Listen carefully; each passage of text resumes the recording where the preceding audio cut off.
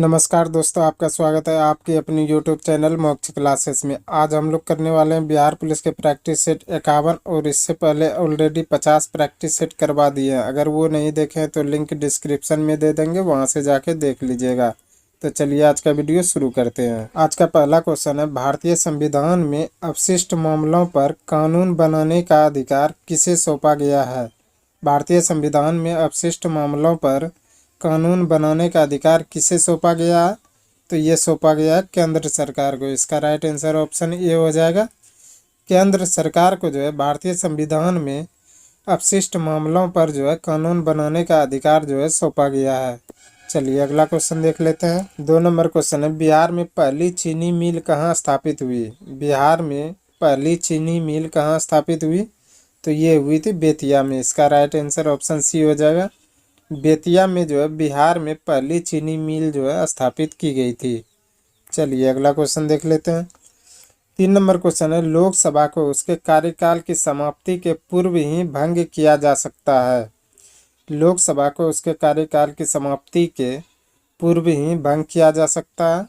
तो ये किया जा सकता है राष्ट्रपति द्वारा मंत्रिपरिषद की सलाह पर। इसका राइट आंसर ऑप्शन सी हो जाएगा। राष्ट्रपति द्वारा मंत्रिपरिषद की सलाह पर जो है लोकसभा को उसके कार्यकाल की समाप्ति के पहले ही जो है भंग किया जा सकता है। चलिए अगला क्वेश्चन देख लेते हैं। 4 नंबर क्वेश्चन है, मंत्रिपरिषद किसके प्रति उत्तरदायी होती है? मंत्रिपरिषद किसके प्रति उत्तरदायी होती है? तो ये होती है लोकसभा के अध्यक्ष के प्रति। इसका राइट आंसर ऑप्शन सी हो जाएगा। लोकसभा के अध्यक्ष के प्रति जो है मंत्रिपरिषद जो है उत्तरदायी होती है। चलिए अगला क्वेश्चन देख लेते हैं।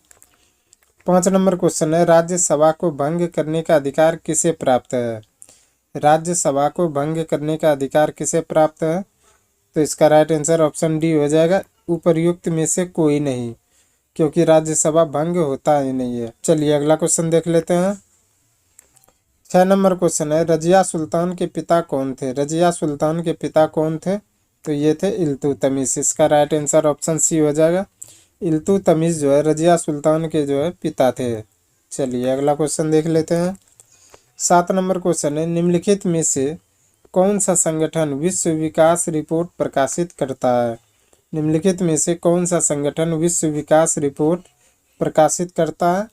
तो ये करता है विश्व बैंक। इसका राइट आंसर ऑप्शन बी हो जाएगा। विश्व बैंक जो है विश्व विकास रिपोर्ट जो है प्रकाशित करता है। चलिए अगला क्वेश्चन देख लेते हैं। 8 नंबर क्वेश्चन है, भारतीय संविधान के अनुच्छेदों में कौन सा राज्य की विधानसभाओं के निर्वाचन का प्रावधान प्रस्तुत करता है? भारतीय संविधान के अनुच्छेदों में कौन राज्य की विधानसभाओं के निर्वाचन का प्रावधान प्रस्तुत करता है?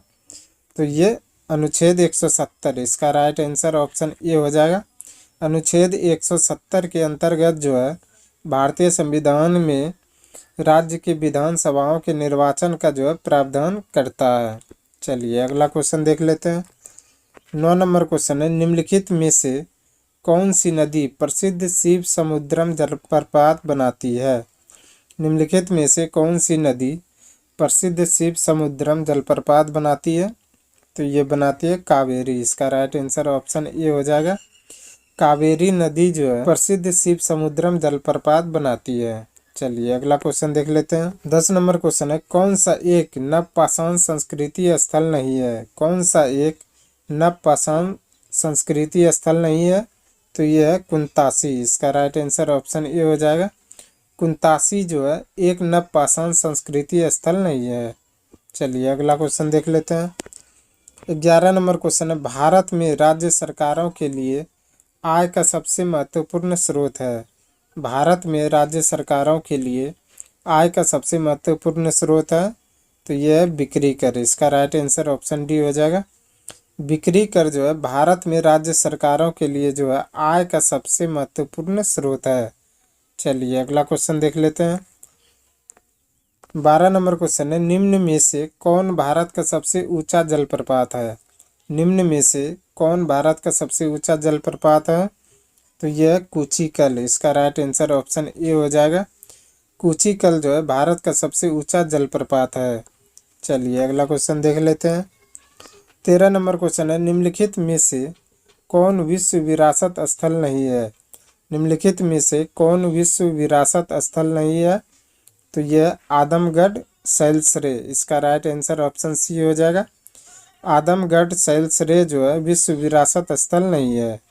चलिए अगला क्वेश्चन देख लेते हैं। 14 नंबर क्वेश्चन है, निम्नलिखित राजवंशों में किसका उल्लेख संगम साहित्य में नहीं हुआ? निम्नलिखित राजवंशों में किसका उल्लेख संगम साहित्य में नहीं हुआ? तो ये हुआ था कादम्ब का, इसका राइट आंसर ऑप्शन ए हो जाएगा। कदम्ब जो है राजवंशों में जो है इसका संगम साहित्य में जो है उल्लेख नहीं हुआ है। चलिए अगला क्वेश्चन देख लेते हैं। 15 नंबर क्वेश्चन है, पाटलिपुत्र में स्थित चंद्रगुप्त का महल मुख्यतः किसका बना था? पाटलिपुत्र में स्थित चंद्रगुप्त का महल मुख्यतः किसका बना था? तो ये बना था लकड़ी का, इसका राइट आंसर ऑप्शन सी हो जाएगा। पाटलिपुत्र में जो है चंद्रगुप्त का महल जो है लकड़ी का बना था। चलिए अगला क्वेश्चन देख लेते हैं। 16 नंबर क्वेश्चन है, छत्तीसगढ़ राज्य की स्थापना किस वर्ष हुई? छत्तीसगढ़ राज्य की स्थापना किस वर्ष हुई? तो ये हुई थी 2000 ईस्वी में, इसका राइट आंसर ऑप्शन सी हो जाएगा। 2000 ईस्वी में जो है छत्तीसगढ़ राज्य की जो है स्थापना हुई थी। चलिए अगला क्वेश्चन देख लेते हैं। 17 नंबर क्वेश्चन है, सांची के स्तूप का निर्माण किसने करवाया? सांची के स्तूप का निर्माण किसने करवाया? तो ये करवाया था अशोक ने, इसका राइट आंसर ऑप्शन डी हो जाएगा। अशोक ने जो है सांची के स्तूप का जो है निर्माण करवाया था। चलिए अगला क्वेश्चन देख लेते हैं। 18 नंबर क्वेश्चन है, हजरत निजामुद्दीन औलिया की दरगाह कहाँ पर स्थित है? हजरत निजामुद्दीन औलिया की दरगाह कहाँ पर स्थित है? तो यह है दिल्ली में, इसका राइट आंसर ऑप्शन डी हो जाएगा। दिल्ली में जो है हजरत निजामुद्दीन औलिया की दरगाह जो है स्थित है। चलिए अगला क्वेश्चन देख लेते हैं। 19 नंबर क्वेश्चन है, अर्जुन पुरस्कार किस क्षेत्र में दिया जाता है? अर्जुन पुरस्कार किस क्षेत्र में दिया जाता है? तो ये दिया जाता है खेल में, इसका राइट आंसर ऑप्शन ए हो जाएगा। अर्जुन पुरस्कार जो है खेल क्षेत्र में जो है दिया जाता है। चलिए अगला क्वेश्चन देख लेते हैं। 20 नंबर क्वेश्चन है, रंजीत सिंह ने सुप्रसिद्ध कोहिनूर हीरा किससे प्राप्त किया था? रंजीत सिंह ने सुप्रसिद्ध कोहिनूर का हीरा जो है किससे प्राप्त किया था? तो ये किया था शाह शुजा से, इसका राइट आंसर ऑप्शन ए हो जाएगा। शाह शुजा से जो है रंजीत सिंह ने जो है सुप्रसिद्ध कोहिनूर का हीरा जो है प्राप्त किया था। चलिए अगला क्वेश्चन देख लेते हैं।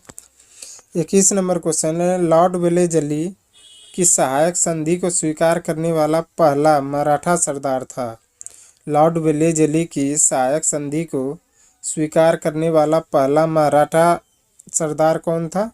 तो ये था पेशवा बाजीराव, इसका राइट आंसर ऑप्शन ए हो जाएगा। पेशवा बाजीराव जो है लॉर्ड वेलेजली की सहायक संधि को जो है स्वीकार करने वाला पहला मराठा सरदार था। चलिए अगला क्वेश्चन देख लेते हैं। 22 नंबर क्वेश्चन है, निम्नलिखित में कौन आत्मीय सभा के संस्थापक थे? निम्नलिखित में कौन आत्मीय सभा के संस्थापक थे? तो ये थे राजा राम मोहन राय, इसका राइट आंसर ऑप्शन ए हो जाएगा। राजा राम मोहन राय जो है आत्मीय सभा के जो है संस्थापक थे। चलिए अगला क्वेश्चन देख लेते हैं। 23 नंबर क्वेश्चन है, ब्रह्म समाज की स्थापना किस वर्ष हुई थी? ब्रह्म समाज की स्थापना किस वर्ष हुई थी?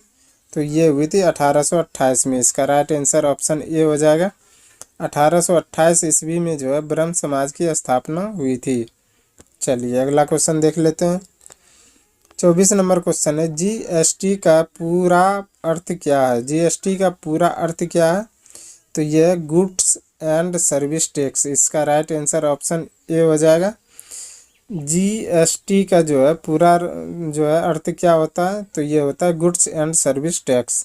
चलिए अगला क्वेश्चन देख लेते हैं। आज का अंतिम क्वेश्चन है, नर्मदा नदी मध्य प्रदेश में किस पर्वत श्रेणी से निकलती है? नर्मदा नदी मध्य प्रदेश में किस पर्वत श्रेणी से निकलती है? तो ये निकलती है अमरकंटक की पहाड़ियों से, इसका राइट आंसर ऑप्शन सी हो जाएगा। अमरकंटक की पहाड़ियों से जो है नर्मदा नदी मध्य प्रदेश में जो है पर्वत श्रेणी से निकलती है। आज के लिए बस इतना ही। हमें उम्मीद है कि ये वीडियो आपको पसंद आया होगा। अगर पसंद आया तो प्लीज़ लाइक कमेंट शेयर और चैनल को सब्सक्राइब जरूर करें और बिहार पुलिस की तैयारी करने के लिए हमारे चैनल के साथ जुड़े रहें। धन्यवाद।